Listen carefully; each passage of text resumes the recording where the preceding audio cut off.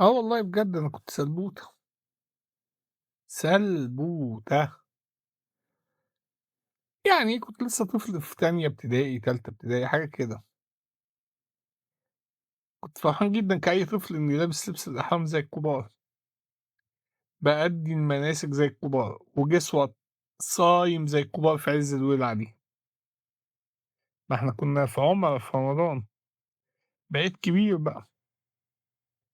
كنا واقفين في حتة كده 3 مجموعات مع بعض، والدي طلب مني حاجة، أوكي جبتها عادي، طلب حاجة تانية جبتها بس بزهق شوية، ما أنا بقيت كبير بقى زيّهم مش معقول يعني، لمّا يعوز حاجة يقوم يجيبها هو، أنا كبير زيي زيه، ثواني ولقيته بيطلب مني حاجة تالتة، كانت مَيّة طلب مني مَيّة، طنّشت، عملت نفسي مش سامع حاجة خالص، طلب تاني فبعدت شوية كأني مش سامع حاجة،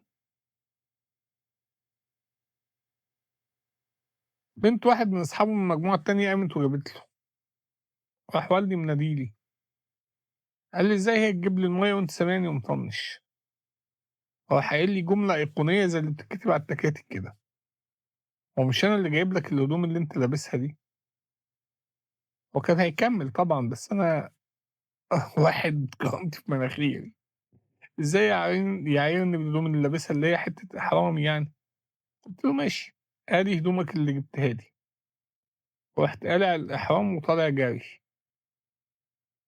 أنا حتى هذه اللحظة يعني عدّى بتاع 50 سَنة، حاجة و40 سَنة، مش عارف أنا كنت ناوي أروح فين والّا أعمل إيه، بس كُلّه إلا الكرامة والكبرياء. طبعًا بعد خطوتين العقل بدأ يشتغل، فرجلي تقلت.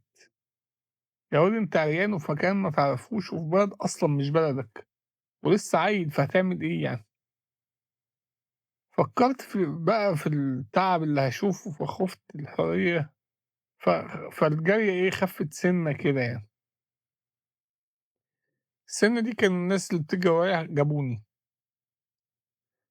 أنا متذكّر لحد هذه اللحظة وِش والدي الله يرحمه وهو بيضربني في العربية بتاعتنا، كان فطسان على نَفْسه من الضحك وهو نازل فيّا تلطيش، وأنا قفلت في دماغي إني مش هالبس وهاقعد مَلط كده.